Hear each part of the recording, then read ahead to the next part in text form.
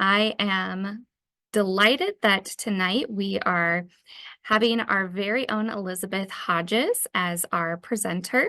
She is a Louisiana native and has her bachelor's degree in history from the University of Louisiana in Lafayette. And she has a master's in Irish and Irish American Studies from New York University. So you want to listen because she has a lot of great information, as well as having a degree in library sciences as well. So make sure you are tuned in and signed up for our next class as well. Elizabeth, take the floor. Thank you. Thanks everybody for joining us this evening. As Allison said, one of my specialties is Irish genealogy. Irish history was actually my first master's, but I actually have a really fond and special place for Irish women, particularly Irish immigrant women. And since this is also Women's History Month, I thought this would be a really appropriate topic for us to talk about tonight. So much of Irish and Irish American history in popular culture and in history has focused on the stories of the Irish laborer, building canals, railroads, other roads to lay the foundations of the urban United States, the United States we know of today. But what about the Irish women who traveled here primarily alone in big numbers, larger actually than their male counterparts? So when I say we're going to focus on finding Irish immigrant women in the US, I am very specific actually about wanting to talk about the 19th century, because that's when we're going to get the bulk of these women coming over. That's when the bulk of the Irish diaspora actually starts leaving Ireland. So we're going to really focus in on the late 19th century. But one of the things I want to talk about with all of you this evening is how researching our female ancestors, particularly immigrant women, in generally requires a certain degree of creativity. While Irish immigrant women are no different than other immigrant women in many respects, there are some unique aspects of the story of Irish women's immigration that can provide us clues for finding all of the Irish ladies in our family story. So our game plan for this evening, we're going to go over some important tips for researching any female ancestor, regardless if they are Irish or immigrant or not. We will talk about sources. What are the types of sources you will need to be looking at? And we're going to also talk a lot about historical context. Now, items 1 and 2 on this list, we're going to breeze through that actually as fast as I can, because there is a lot we're going to talk about with that historical context, because I want to show you examples from my own family of how you can use that as clues to find more records.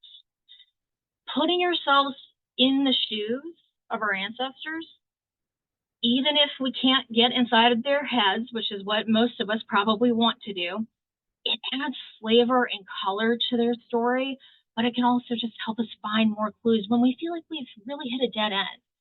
Because let's face it, Irish genealogy, whether or not we're talking about just women or just Irish genealogy in general, it can be painful at times, it can be frustrating. So you want to try to use as many tools and resources as you can. So that's why we're really going to focus on that historical context. So why are they coming? What is life going to be like after they arrive? All that good stuff. So let's jump on in. Important tips for researching women. So these 4 bullet points, I try to make this as concise as possible, just to make it simple. So you want to dig up everything. Women had fewer legal rights, as we know, leading to fewer records about them compared to the men. But it's important to not overlook any existing records for women, just to ensure you're doing comprehensive research, called reasonably exhaustive research. You want to look at everything. It's really common to dismiss certain records thinking that they won't have any new information. Some people think, oh, well, this census record, it can't be that much different from that census record. Or this obituary, it's just really short, it doesn't give you anything. Don't skip over it. Look at everything. You have nothing to lose by looking. You want to research all of the men in their life. Focus on researching the male relatives, so I mean fathers, brothers, husbands, sons, you might find more details about those women just existing in the records of those men. Records of male ancestors, like I said, they are going to contain hidden clues about the women in their lives. Probate records are particularly valuable for that. We'll talk a little bit about it. Women historically lacked automatic inheritance rights, necessitating, probate court involvement, so finding stuff like that. But we'll get into a little more detail of that in just a moment. But even without a female ancestor's last name, like their maiden name, financial records may provide just further information. You also want to research all of the children, not just the ones that you are a direct descendant of. So what information might be reported on one birth certificate, there might be something slightly different on another child's birth certificate or death certificate. So you don't want to miss anything along the way because you're just focusing on your direct ancestor. You also don't want to overlook children who died young. Their records can be equally informative about their mother, the mother's health, maybe what life could have been like for her having a child that died young. And there might just be slightly more information on there. You never know until you look. And you also really want to use historical events to your advantage. I like to think of it as a macro and micro level. So what's going on in the world and what's going on in the place that she's living, the state, the county, the town. I like to create a timeline sometimes of historical events when, for a female ancestor's lifetime to just get a little more insight. It gives me some context. So the major events I like to add to those timelines, things like famine, war, pandemics, economic crises, all of that can help you contextualize her decisions. So you want to start with her birth, end with her death, and include all those personal milestones like marriage, the birth of children, migrations, like moving from one country to another, a town to another, or even a building or neighborhood to another. Are they moving to a nicer neighborhood? Stuff like that. And of course, you want to include deaths of everybody in this woman's life. Adding significant national and international events that could have impacted her life. I like to also include maybe what laws existed that would have directly impacted her rights as a woman or simply as a citizen of this country. And you want to definitely incorporate those local events. So dig into the local county histories.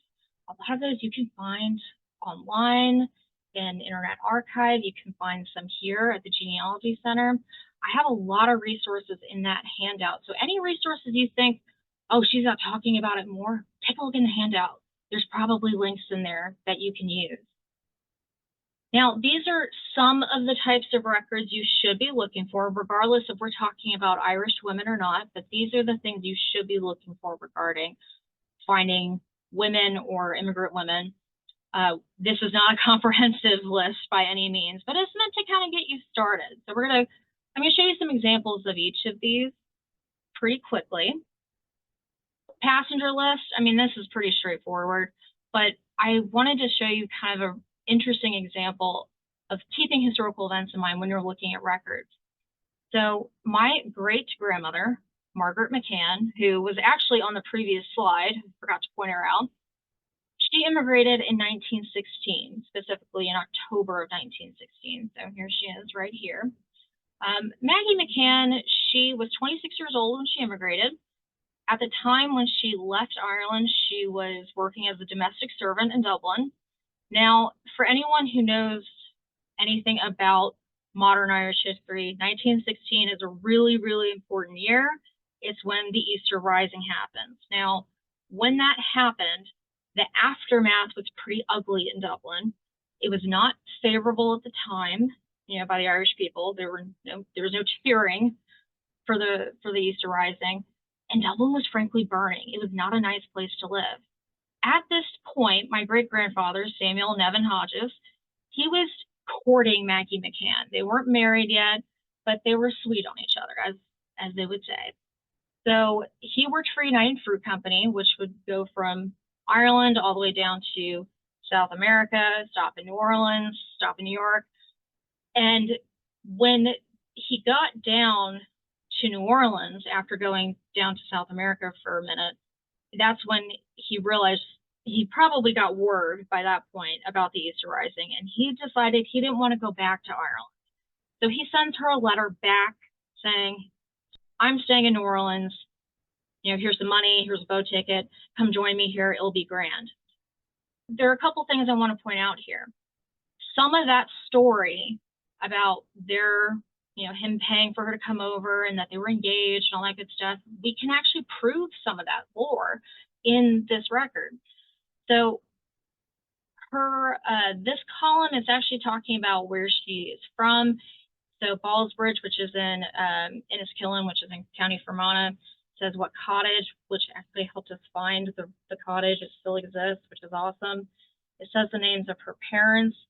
The reason why I wanted to include this lady above her, Susan Cecilia Carty, is because she was also from Fermanagh. In fact, this area is really close by to where my great-grandmother would have been living. They very well could have known each other. They were both servants. They probably traveled together. There it is, zoomed in a little closer. When you go to the second page of the passenger list, and it's asking, the final destination, says she's going to New Orleans. The person who paid for her passage, Sam Hodges. And this is the part that I find the most adorable. Who is the person you're going to meet? Who are you joining, and what is your relationship to them? So we have Sam Hodges, Samuel Nevin Hodges, as his address. Their relationship is her intended.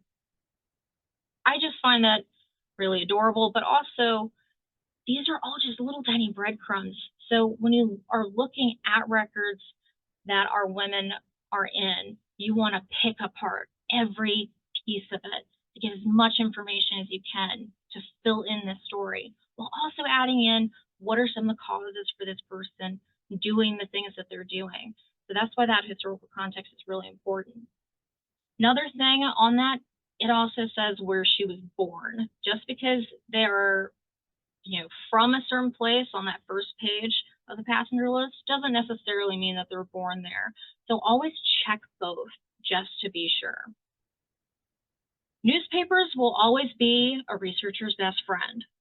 These are just a handful of examples of obituaries. This one is actually for Maggie McCann. I wanted to point out this one specifically because I wanted to say when you search in these newspaper databases, you have to be creative with your searches. Try searching the husband's name. Try searching her married name. Try searching her maiden name. If I was to search Margaret Hodges, 1922, this will not come up because the optical character recognition won't see that Margaret and Hodges are together because they don't actually appear right next to each other. So it might not always come up. It depends on the database. So be creative. Now, these two are for a lady named Marguerite Moore. Marguerite Moore was the other lady on the slide a few slides back. She's not a relative of mine, but she is someone I've researched a lot. She's fascinating. She was a rabble-rouser in Ireland. She moved to the United States, got involved in all these causes. She had a really interesting social network. She knew people like Susan B. Anthony. She met Grover Cleveland when he was president. But the thing is that she outlived all of her contemporaries. And by the time she died, there wasn't really a whole lot of press about her death, which is kind of interesting to me. Finding these obituaries, interestingly enough, were not the easiest to find. What I found particularly interesting is this really long one. So when you're looking for newspapers, don't just limit yourself to looking at newspapers in the United States, even if the person had immigrated a really, really, really long time ago. This lady immigrated in 1884, but somebody who lived in New York, her name was Mrs. Anna Walsh, she saw Marguerite Moore's obituary somewhere. She was from Waterford in Ireland, which is where Marguerite Moore was from, and she sent a letter to the Waterford News and Star saying, hey, this lady died, and she was kind of important. This really long article, which I'm not going to go through all of this, it was all kinds of awesome details about this woman's life. And it says that the two women knew each other because they went to a convent boarding school together. I find this part particularly interesting. Miss Powers says that Mrs. Nagel Moore owned a considerable number of houses, and it talks about all of the tenants that Marguerite Moore's parents, it was actually her parents' properties, all this lane of cottages. But my favorite is up here. Mrs. Power, or Miss Power, is unable to say who Mr. Moore was or when he died, but she thinks he came from Dungarvan and was associated with the Coastal Service. Marguerite Moore is an unusual example of a woman who outlived her husband for so long, no one even remembered who he was. It was very much the man behind the woman, and no one really cared about him. That's rare, but it is very interesting to me, at least. The other thing you definitely want to not discount is the census, both federal and state census. So as we know, census records are vital for tracking our ancestors' lives decade by decade. They are especially crucial for finding our female ancestors because oftentimes they might be the only government records that truly include them, not just kind of mention them by extension, or even it's just implied that they exist. They are named here. When you're following one woman from census to census, you can start to unpack all the bits of information on each census that you might be surprised how much rich information is actually in the document. So you can start to ask questions like, did your female ancestor lose children or spouses, parents, or siblings between the census years? Did their family grow between census years? Did they get married between census years? Did they have to take in boarders into their home to help make ends meet? These are all just clues that you can pick up on just from looking at the census. So this one in particular is actually Marguerite Moore, who I was talking about just a moment ago. So this is the 1910 census. And when you zoom in, this is the part that I find kind of hilarious. When you zoom into these sections where it's asking about like where she's from, what language she spoke, when did she immigrate, Ireland, like place of birth for parents, where she's born, and it specifically says Gaelic next to it.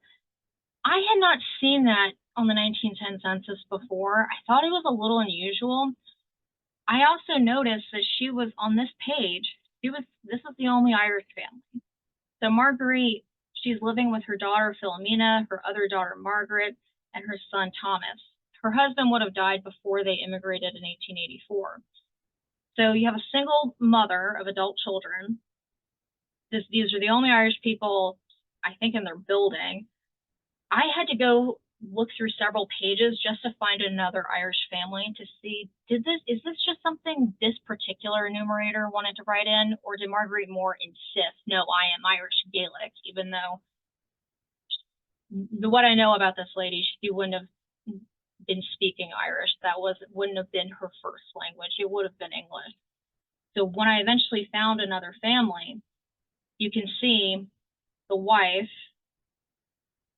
Mary, she's from Ireland, and it says English. So this would be like what we would call an Anglo-Irish family. This is unusual, but it's a breadcrumb. So like I said, you want to unpack everything. City directories are also super important. Women often appear in city directories in the United States listed as spouses or widows, like Marguerite Moore, for example, or working women. Now, Marguerite Moore, as I said earlier, her husband did not immigrate. He died, but they still listed his name. So sometimes it's worth still searching the husband's name, even if you know he didn't travel with her, if we are talking about a widow, for example. I do want to point out, though, that city directories from Ireland are not comprehensive, and they generally excluded women unless they were in a skilled trade profession or something. Court records, now we're not going to get into go into the nitty gritty with this just because that's like a whole other program, but I do want to show you one particular example from the Orleans Parish Civil District Court papers. Civil court proceedings in general, they encompass a wide range of cases, including divorce, lawsuits, probate, depending on the state, also guardianships, matters pertaining to mental health.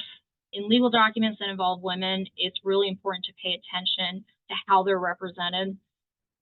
Historically, the law treated married women similarly to minors or individuals who had some type of mental incapacity, making it necessary to have the presence of a husband or a guardian or a next friend.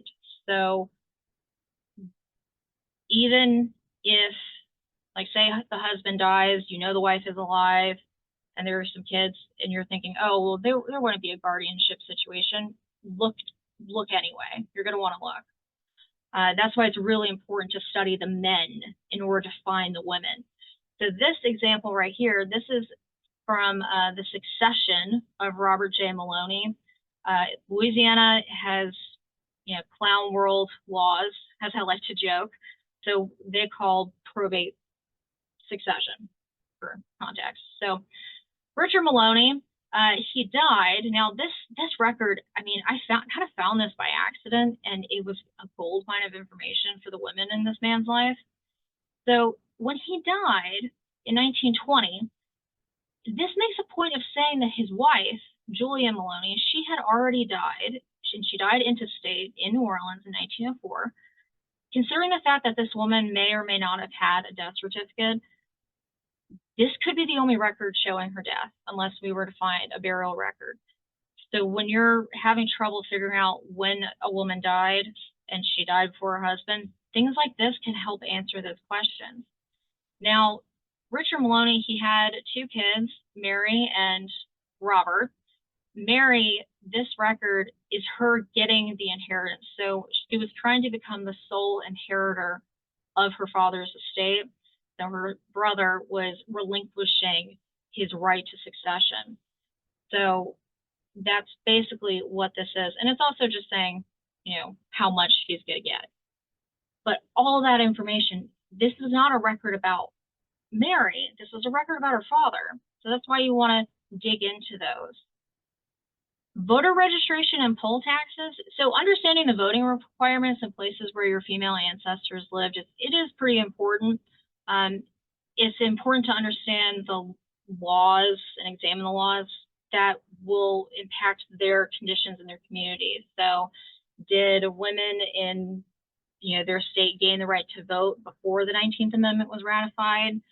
Were they able to take a literacy test or pay a poll tax to vote? More importantly, if your ancestor's name is not present in voter records, it's important to consider if this is due to reasons beyond their own choice. The two records I want to point out here, one of which in this top right is not for a woman. This is actually for my great-grandfather, Samuel Nevin Hodges. Even though this is not a record like my great-grandmother's voting registration, she unfortunately died the year before this was done, so this is from 1923. She died the same year the Cable Act passed, which meant that she would have a right to basically her own citizenship, not derived from his. He died before he would have naturalized as a citizen. So my great-grandmother never got the right to vote. But, say she was still alive, this record, it would tell us, okay, where are they living? Things like that. It's just all more things to unpack. Now, my great-grandparents, among their three children that they had another son named Sammy. Samuel Felix Hodges. When I was kind of casually looking around for this voting registration, I stumbled across one for Mrs. Samuel Felix Hodges. It's all the way down here. This is from 1951. Now, Mrs. Samuel Felix Hodges, my great aunt, she was someone who the two of them eloped sometime around 1949, 1950. And I have actually been having a hard time finding them on the 1950 census. This record will tell me their address, so now I can go find them. But if I search for, Betty's actual name in this record to find her, it wouldn't have come up because she's listed under Mrs. Samuel Felix Hodges, not her own name. So that's why you want to be creative when you're doing searches just in general. Now, the last thing I want to bring up really quickly is military records. Again, this kind of falls in line with what I said earlier about researching the men in the lives of these women. If your female ancestor had a father, spouse, or son that served in the military, it is worth your time to at least look for military records for headstone applications like this one. You especially want to look for pension applications just to see if you can scavenge even more clues out of that document. This headstone application is for a man named Thomas Patrick Moore. He is the son of that lady I was talking about earlier, Marguerite Moore. Marguerite Moore, she was pretty elderly in 1931 when her son died, and she was the one who had applied for a headstone application. And it gave her address, which she had moved the year after the census. So all these things just add to her story. Even though this isn't a record about her, it gives me clues to work with. So while all the records I just mentioned are all really important for finding our family story, what these records don't offer are explanations or context as to why, or even logistically how 19th century Irish women, how they chose to leave Ireland, why they might choose to leave Ireland, how they might have been treated after they left home, why they might choose certain jobs, choose to live in certain neighborhoods, marry certain people, or even work certain jobs. While it would be nice to go back in time to talk to these women, as of now, in 2024, time travel is off the table for now until, the robots take over the world. So what we're going to do for the rest of our time together is take a look at how I was able to place my own family members within the big picture of the Irish and Irish American story. So we're going to start by talking about what Ireland was like after the famine. So the Irish potato famine, or the Great Famine, also called An Gorta War, took place roughly from around 1845 to around 1852. It was pretty miserable for a lot of women who were going to be immigrating in large numbers in the decades after the famine, which is primarily kind of what we're talking about. They would be born in this era where 1 million people leave, 1.5 million will die. It is pretty bleak, and that will impact generations of Irish people, particularly Irish women. Living conditions in Ireland in this era, the houses were rectangular in shape, often one room deep with a kitchen located between 2 bedrooms. The roof was constructed typically of like reed thatch or straw. Windows were not particularly prominent. You might have one window. That kind of dates back to an old tax on how many doors, windows, and chimneys you might have. The floor level fire, there's a hearth basically in the middle of the house. Smoke, oftentimes, if you didn't have a chimney, would ventilate up through the roof or out through the front door. You're going to have a dirt or wood floor as well, and you certainly do not have indoor plumbing, but that's not that unusual even in the United States in this era if you're living in a rural community. As far as like what are these women expected to do for housework, they're cooking over an open fire, they're hauling water, they're probably also cutting peat to, heat their home. If the weather is bad, you might bring some farm animals inside your home with you. So that's kind of what the living conditions would be like. Now, other than doing unpaid, household domestic labor at home, women are also working in Ireland. A lot of them did agricultural work. They're going to do some home industry things as well, like lace making, embroidery, crocheting, domestic work as well, much like my great-grandmother. Rural Ireland domestic servants were more like farm laborers working outside than working inside of like a fancy house. The marriage rates in Ireland after the famine were pretty abysmal. So women were getting married much later in life. By the 1880s, the Irish married at the oldest ages in Europe. So over age 35 for men and age 29 for women. As far as a lot of this comes from inheritance. So the inheritance laws, they changed around this time to where you're inheriting the right to occupy your land. And when you die, your inheritance is split up evenly amongst all of your children. When the inheritance laws changed, it changed it to just the eldest male heir. Well, that meant that you had all these second and third sons who are now disinherited, and they have nothing. They have no prospects. So why would you marry them?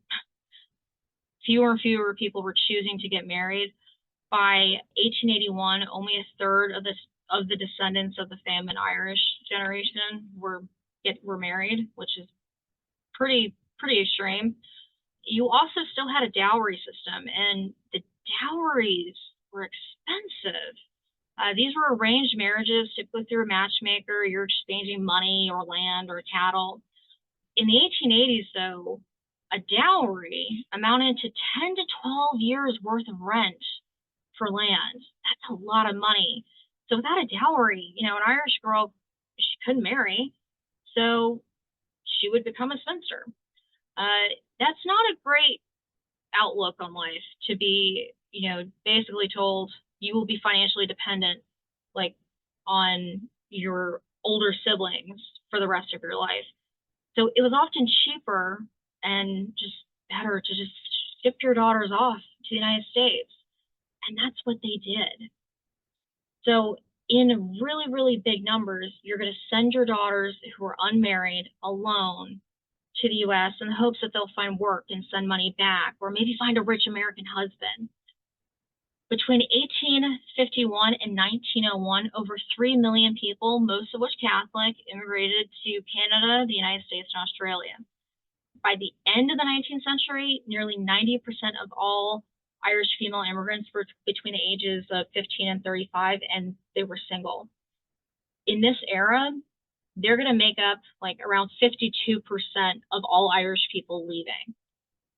So 52% of all the Irish people leaving Ireland in this era are unmarried girls between 15 and 35. But there are some major positives of sending your daughters over sending your sons. If you can afford to only send one kid, it's maybe a little bit better to send the daughter because they're more likely to find employment, which we'll talk about in a minute. So that's what I mean by remittances. They are sending money back in big numbers. And also, they are going to help facilitate chain migration, so future migration of their siblings to follow them. As it says over here, the Irish, they were the only 19th or 20th century immigrant group in which women outnumbered the men. Now, what makes the Irish kind of unique in this scenario is that at the same time, the next largest immigrant group into the United States are going to be mostly from Germany, right? They're coming as large family units. They're coming with skilled professions. It's just very different than how it is for the Irish. So let's talk about patterns, ports, and the price of immigration. By the time the Great Famine struck, Ireland was already pretty well equipped with the immigrant trade. There was a relatively efficient network of communications and transportation within Ireland and between Ireland and Liverpool. By the late 1830s, early 1840s, 2 out of every 3 Irish immigrants who crossed the Atlantic, they did so through Liverpool. So when you're looking for those passenger lists, don't just assume that you're looking for a passenger list from, say, Cove or Queenstown, or Derry or Dublin straight to the United States. Oftentimes that was not the case. So fare between Ireland and Liverpool was about 5 to 10 shillings on a steamboat, or in a variety of fishing boats or coal barges or these like channel packet things. Many traveled between Ireland and Liverpool sitting next to livestock. I mean, imagine you're leaving Ireland because you're starving and you're on a boat full of livestock and food being shipped out to Liverpool. So that probably didn't leave a great taste in their mouth, I can imagine. The conditions were pretty horrible. The ships crossing the Irish Sea did not have to report the numbers that they were carrying because they weren't meant for people. And because they weren't meant for people, they were really dangerous. The water off of in the Atlantic, off of Ireland's west coast, depending on the time of year, it is really hazardous. It's hazardous today. So this would not have been a fun journey between, Ireland and Liverpool. Between 1847 and 1853, as many as 1 million Irish people arrived in Liverpool as transients, so they're just stopping by, or they stayed. Most people try to move on as fast as possible. So during that famine decade, the number of Irish immigrants to North America who left Liverpool was 4 to 5 times greater than the number of people leaving all of the Irish ports combined. So statistically, you're most likely going to find your people leaving from Liverpool. That's not the rule, though. It's just a statistic. So don't discount finding someone in one of these other ports if you find them. Now, I will say, when this was happening, the United States government, they started to get alarmed at the level of destitution and illness arriving in U.S. ports. So they passed 2 passenger acts around this time to make the voyage actually more expensive. So the minimum fare rose to New York to about £7. That was way beyond the majority of what most families could pay that were facing starvation in Ireland. But even still, they were still selling out all these boat tickets. When that happened, when those passenger acts passed, some people started to go to Canada instead because it was a little bit cheaper. Think of it kind of like taking a domestic flight versus an international flight. It is always possible that your ancestors, if you cannot find them coming into a port in the United States, they might have come in through Canada. Some of that depends. You can kind of figure out what is the likelihood that happened based on where they ended up in the United States. So if they end up in the Midwest, they very well could have come in through Canada. I'm not going to focus on this. I'm going to move on from this pretty quickly because I know we're running low on time, but I just wanted you to take a look at this. There's some more information in the handout about this that you can find. So how do they find passage? Letters home primarily, sending letters back, sending money back. There were also there's recruitment through the newspaper, from shipping agents. You had assistance from the local government. There were also immigrant guidebooks as well. When you're looking in the newspaper, you want to look for names of vessels arrived. There's also cleared out, so those are the ships that are leaving. You want to look for wanted ads for domestic servants.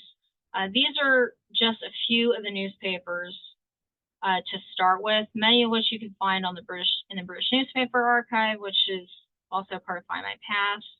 There are some links to some newspaper resources in the handout for y'all to check out. Letters home, this is just an example of, a girl writing a letter home, checking on her parents who were extremely poor. She had immigrated. So even if you don't have those letters in your family, say that didn't survive, check the newspaper. You never know what you might find. Also, what I meant by local government assistance, you did have something called the Poor Law Guardians. So the local Poor Law Guardian Board, they were created in 1838. What they did was they divided the country up into poor law unions. It's focused on the workhouse, which became kind of the main vehicle for assisting the poor. So this little article right here, it's basically talking about a woman named Mary Powell, who was an inmate of the workhouse. She was granted money to go to England. So this was all sanctioned by the local government Poor Law Guardian Board. Chain migration, I just want to show you an example that is just a little different from an earlier example of one woman paying for passage for another one. So Sophie Hodges would be my great-great-aunt. She immigrated in the early 20th century. She was 19. She was a domestic servant, and she was on her way to New Orleans.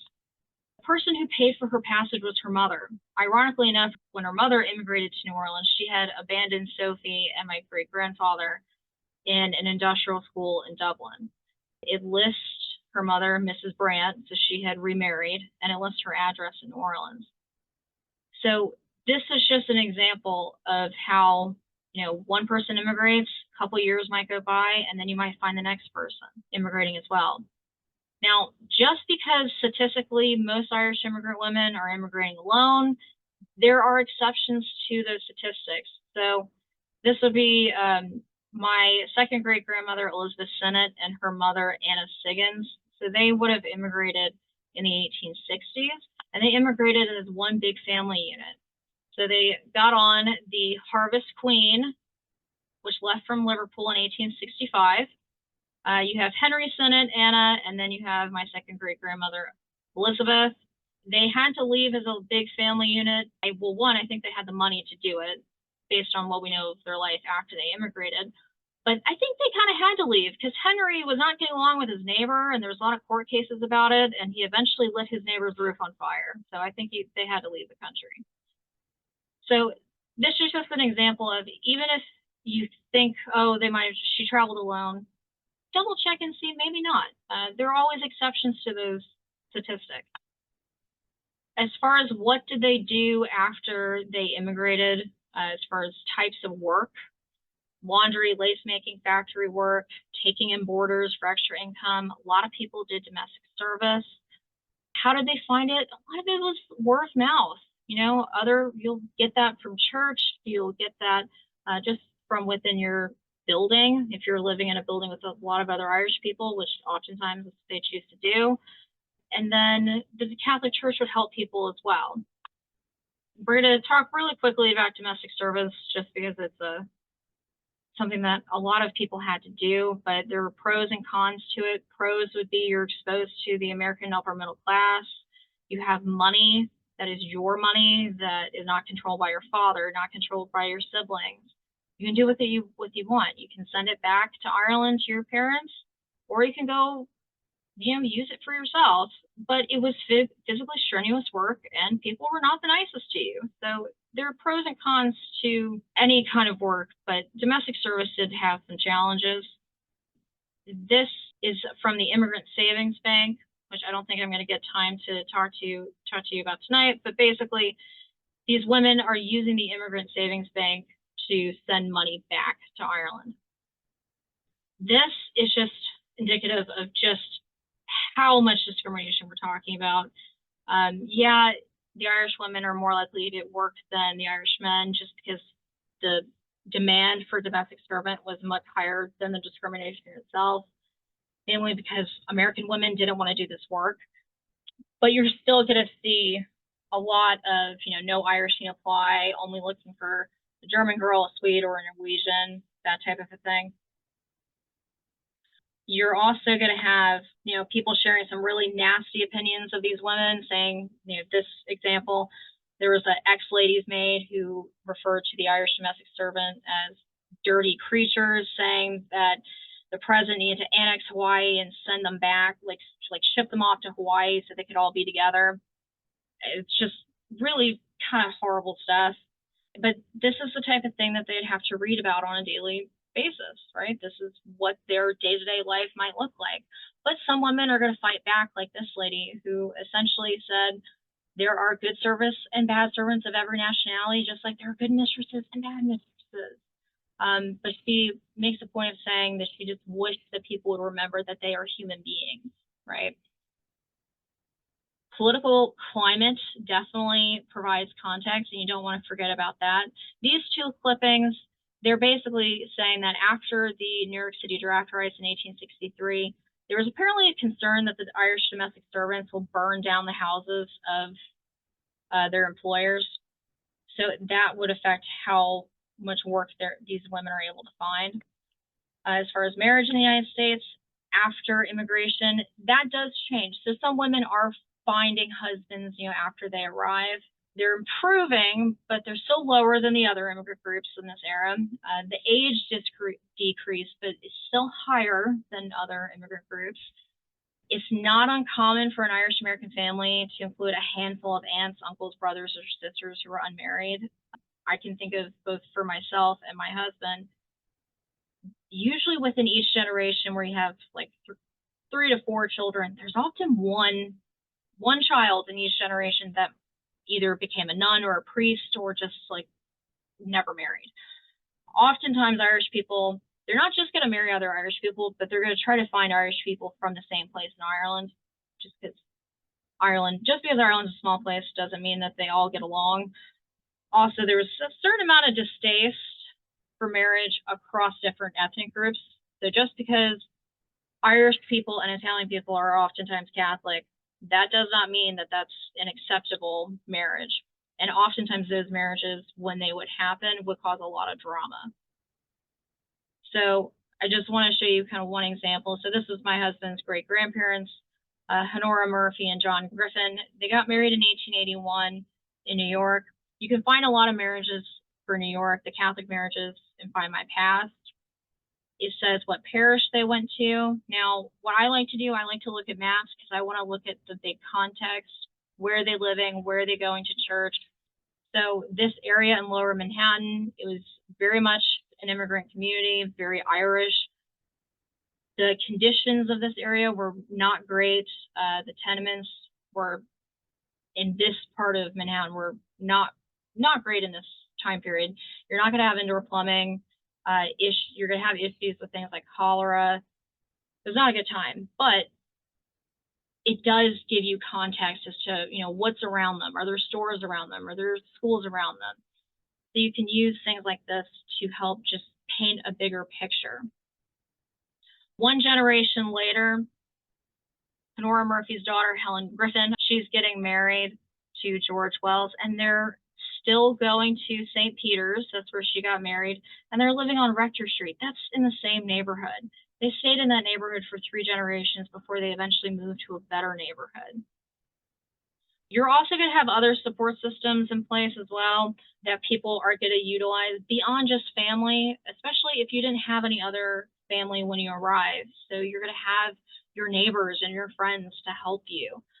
You're also going to have Irish American Benevolent and mutual aid societies. These are just an example of a handful of these. I have more information about this type of stuff in the handout. I'll show you an example of just these 2 before we finish up. The reason why I want to bring up these 2 in particular is because they're an underutilized resource and they're really interesting. So the mission of Our Lady of the Rosary, this was also known as the Irish Mission at Watson House in New York. It was founded by a woman named Charlotte Grace O'Brien when she saw the horrible conditions at the docks when these young unmarried girls, and remember, a lot of them are teenagers, when they're arriving, some of them would get kind of swindled, some of them can get harmed, some of them were talked into things like prostitution. So this mission was created to basically go to the ports and intervene before that was to happen. So from 1883 to 1954, they served over 100,000 out of 300,000 Irish girls who arrived in the port of New York, and they found jobs for about 12,000 people. So the records they have here are for about 60,000 Irish women who traveled to New York. This is just one example from April of 1897. What these records will say, the date, the name of the immigrant, where they're from. In this kind of town and county column, it won't just put town, it will put like the smallest village that isn't even a village and not even really even considered a townland present day, but that narrows down your geographic location to where they were actually from so well. It's just beautiful. And of course, it says their age and what ship they arrived on. So if you're having issues finding a ship manifest, you might be able to use this information to find that. It'll also say, who were they going to, who sent them, like to, into New York, and where did they live. So Mary Ann Sheridan, she arrived in April 29th, 1897 on the Buenos Aires. She was from County Cabin and she was only 16. Her brother Thomas was the one who actually sent for her, and it gives his address as living in Rhode Island. So she was essentially staying over briefly with the mission until her brother came to collect her. Now, to kind of get a little more information to back up this, what I'm seeing in this record, I went and looked for her passenger list. I wasn't just searching Mary Sheridan. I wasn't able to find it just like immediately, but using that information about her brother, I was able to figure out that I was looking at the right Mary Sheridan when I did find it. So we have the date, we have her name, And when you look closely, yeah, Mary Sheridan, she's traveling with another domestic servant named Marguerite Sheridan, who's close in age with her. Now, they're not going to the same place. They might not be related. They might be cousins, but I think it's a coincidence that they have the same last name. But it says that she's going to Providence, to Rhode Island, to go see that brother. And it says that she left from Londonderry. So the last thing I want to point out to you is just the Immigrant Industrial Savings Bank. I have a whole other presentation on this. It's on our YouTube channel. Basically, it was created in 1850, founded by the Irish Immigrant Society members to help Irish immigrants escaping devastation from the famine who made their way to the United States. The bank is a really important resource for thousands of Irish immigrants because it kept these really meticulous volumes of records known as index books, test books, and transfer signature test books.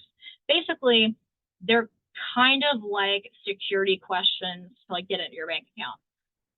But the main users, not just like Irish, you're going to have some non-Irish immigrants as well, but women. These domestic servants who are earning all that money, they got to put their money somewhere, and they have to be able to send money back. So you're going to have women, even married women, with their own bank accounts, which is kind of unheard of for this era. Using these, you can see their age, the year they arrived, the name of the ship they arrived on, and just kind of really rich details in the remarks section. It will say sometimes whether or not the person's parents are alive in Ireland still or if they're dead. It's just very juicy information. You can find it 3 different ways: Ancestry, the New York Public Library, and there's also these hardbound volumes that have enriched it. It is more than just a transcription. It is a beautiful transcription because the records are sometimes really hard to read, and he did a lot of cross-referencing. If you want more information about that, definitely check out the recorded presentation about this that's on our YouTube channel, which is linked in the handout. What the test books look like, this is just one page where we have a woman named Bridget Nevin. So this is from 1876. She's living at 47 Mott Street. So that is in Lower Manhattan, now around present day Little Italy. She was born in 1833. She was from County Sligo. She arrived in 1850. This would be the name of the ship she arrived on, the Constitution. And it says husband, John, and it also lists her maiden name, which is amazing. Finding women's maiden names can be so challenging at times. So when you do find it kind of organically like this, it really makes your day. Now, I wanted to see, Nevin is kind of common, and we're talking about an Irish family in New York in 1880. So I use that information to determine which Nevin family is the right Nevin family. And here she is. So even though she is married, she does have a bank account in her own name. And she probably opened that before she got married. Because what they would do is they would go back into the remarks section and they'll add in information later on. So I know we talked about a lot in this presentation. I know we don't have a ton of time for questions, but I really want to emphasize, before we get into questions, incorporating social history into your genealogy research, it helps us understand the stories of our ancestors' lives.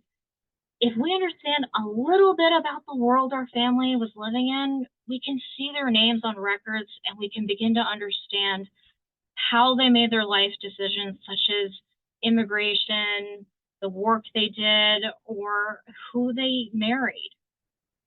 When blending in traditional research with societal and historical context, family history research, it grows into something more than just those names and dates on the page. It becomes a living, breathing story. So with that, I'm going to stop yammering at you guys and see if you have any questions. The answer is yes. Yeah. There are questions. So let's start at the beginning. Does Ireland Ing or Ireland Gaelic on the census denote an area of Ireland where they might have come from? It can. Like if they're from the north, it might be like Ing, like English. like saying that the person is Anglo-Irish. It depends on the enumerator. I mean, that I have never seen that before that or since.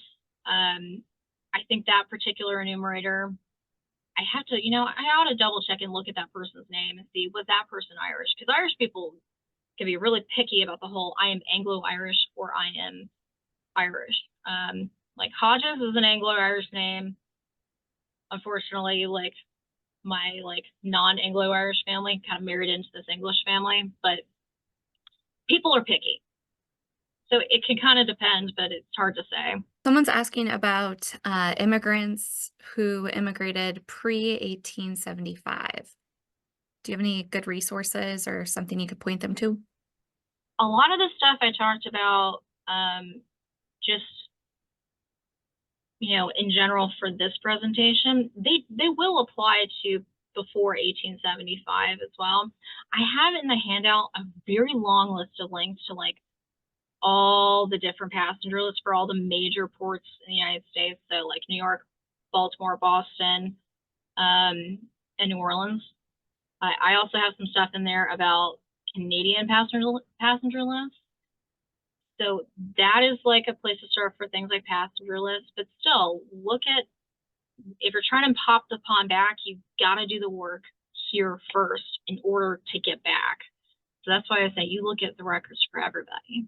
They want to know, how do they research court records in the United States and Ireland? So in the United States, the place to start is Family Search. The Family Search Research Wiki. As a librarian, people think that we know everything.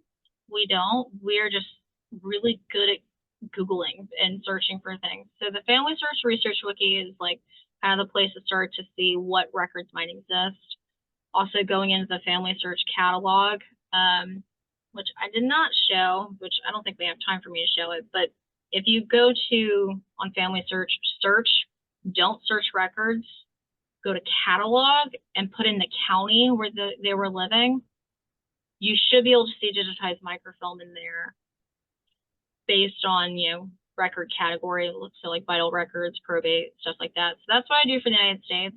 Ireland is a bit more complicated, and you should send me an email about that, and I can give you some better suggestions, because Ireland is a little bit more complicated. So I'll send you some resources if you send me an email.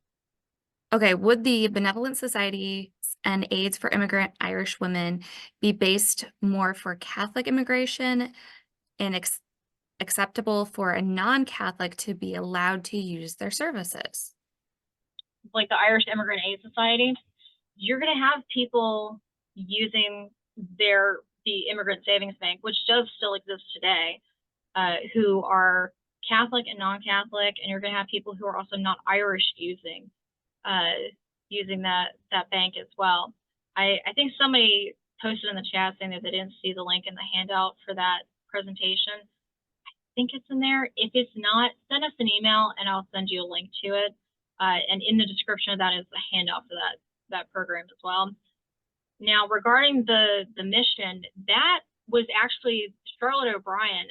I actually believe she was Protestant, and so while you do have charities that will only help Protestants or only help Catholics, there were a lot of them that just kind of helped everybody. So it kind of depends. So don't discount looking at those ethnic aid societies and the mutual aid societies just because they have a leaning towards one denomination or another. Look at both just in case. So someone's looking specifically for Ireland to Chicago. So you covered a little bit with New York or New Orleans. Do you have any specific recommendations for what they could do for Chicago? Yeah, it depends on the like what time frame we're talking about. Like, did they come in through Canada, through Quebec, and end up, in the Midwest that way? Or did they come in through New York and then start working on the railroad and make their way west? So it kind of depends. Always, always, always start with the generation where you already know the most about. And then if you think you found everything, you haven't found everything. Look for more. Get the church records, get all the baptismal records for all of the children and all of the marriage records and go back from there. You might find more clues. You can also, I read some stuff about like the Irish community in the neighborhoods in Chicago where they were living. Because there were also these like clubs that people would join, like a Waterford like Irish men's club. And those were not just for like middle class people, like working class people joined those as well. Because like I said earlier, Ireland, it might be a small place, but they don't all get along. Someone from Cork is not going to get along with someone from Dublin necessarily. So you might actually find in a particular neighborhood or a particular church that it was maybe settled by Irish people from one particular place. So that's why you want to kind of do some of that local history research to, find some clues that way. In the same vein, someone's wondering if Philadelphia was a port of entry. Yes, Okay. it was. It was less used than New York or Baltimore, New Orleans, but it was definitely a port that was used, and there should be some links in the handout for that. It's a really long handout. I don't entirely remember everything that went into it, but I'm pretty sure I put some resources in there for Philly as well. Someone's wanting to know a little bit more about the dowry situation for Irish women. So there were dowry laws in place. So you're basically buying your bride. I mean, let's just call it what it is. So you would have a matchmaker who would kind of arrange these marriages or broker the marriages. And as a woman, your father or brother, if your father's dead, would give your new spouse your fortune. It was meant to, provide for your upkeep, essentially. And this was something that you had to do. So not having the money to do it was a big problem.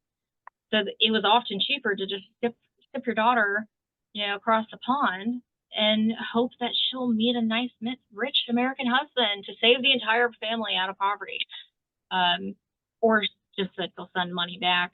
The last question we'll go for is, could you please repeat what you said about the Irish going to Canada? So some vessels, even the ones, and I don't think I actually mentioned this because I was trying to get through. Sometimes after those Passage Acts passed during that famine era in the United States, Congress basically made it expensive to travel.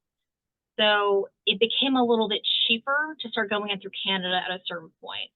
You are still going to have people coming in through New York, but you're also going to have people coming in through Canada in bigger numbers after a certain stage. So you are going to have that type of a situation going on.